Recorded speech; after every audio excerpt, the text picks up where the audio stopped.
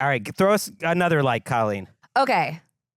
Sam freaking Oh my gosh. Darnold. We have to talk about him every show. Yes, we do, because I would love to remind you, Greg, that I've been talking about Sam Darnold and the Vikings since before the season started, and I was so excited to watch him throw 4 touchdowns on Sunday. Thank God his knee is okay, by the way, but how about this? He's the first quarterback to start and win each of the Vikings' first 3 games since Brett Favre did it in 2009. They haven't started the Vikings 3-0 since 2016. And that was a cursed year, though, 2016. Sure. But outside of the NFC Shout out North, Sam Bradford. how could you not love the story of Sam Darnold? Bill Belichick was on Pat McAfee, and he had said, everybody is like Darnold except the Jets. The people in Carolina that I talked to really liked him. I know Kevin O'Connell and some of the coaches in Minnesota, they really liked the guy too. So it seems like the only people that didn't like Darnold was the Jets. I just love that he prepped that line. And Greg. That's kind of cool. He definitely did. He prepped that line. He hit it twice. I love that about Bill Belichick. He loves to just like stick it to the Jets. I noticed he was sticking it to the Falcons a week ago, the team that turned him down for a job. Don't think that was a coincidence. Oh my God. Love a petty TV moment for sure. I hope Bill Belichick has a burn book, actually. Oh, he probably does. He definitely does. I think that's how he operates through life. Yeah, I love the Sam Darnold story. I know that you're creaking into the lane with us here, Greg. I know that you're like, waiting for the bottom to fall out, the other shoe to drop. But let your hair down, Greg. Yeah. Why? I don't have Come join me with the Vikings. I can recognize he's playing well. I thought I heard you use the word awesome in a recent recap. Oh. So, wow, you're using my own words again. His face.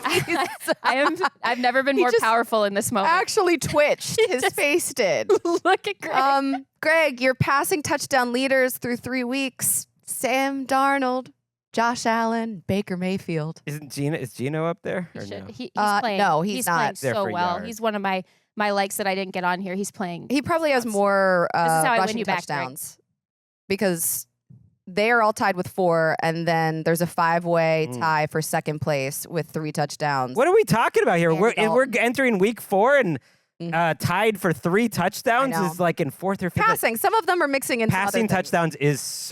are so down. Yeah, Gino Andy Dalton actually only played has 1 game too. 3 touchdowns. It shows you just evaluate the ball. As a side note too on the Vikings, but I really the Brian Flores hire. I mean, I know that we've talked about this a lot, and it's rightfully gotten praise. I do love this is a sort of a nod to the Ringer's Steven Ruiz, who I think came up with the original meme for this, but Brian Flores' game plans have sort of become acid tests for quarterbacks. I have to think that playing against him in practice, because just like everybody who kind of has come through either Rams 49ers buildings, they run a lot more of a live scout or like good on good situations.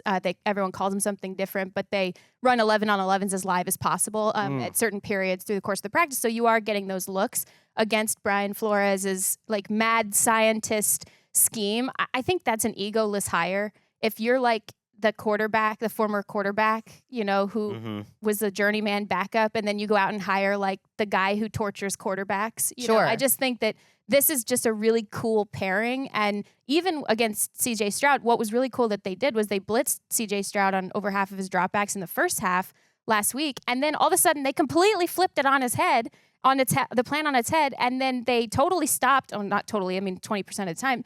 Stop blitzing at that rate, and then they just dropped everybody. So it basically is like a blender situation. Sure. And having a different game plan for the second half than the first half, or the second quarter than the first quarter. I mean, that's what the great ones. Yeah. And Sam Darnold has improved significantly against the blitz, to your point, going against Brian Flores.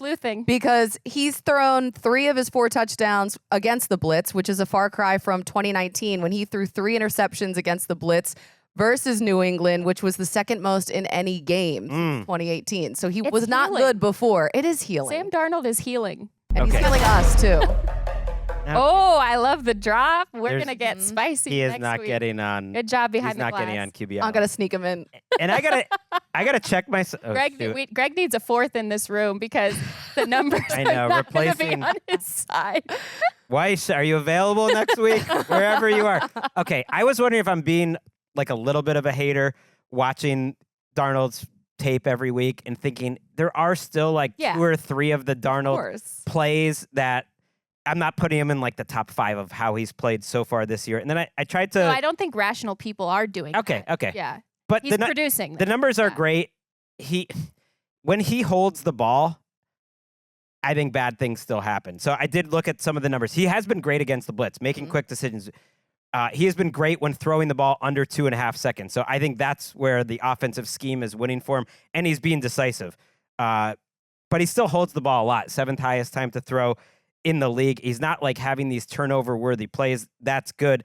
But when he's held the ball, he hasn't really been that effective. When he's been out of play action, he hasn't been that effective. It's like 12 yards per attempt in play action, like 6.8 without, which isn't crazy. Like that's Jared Goff.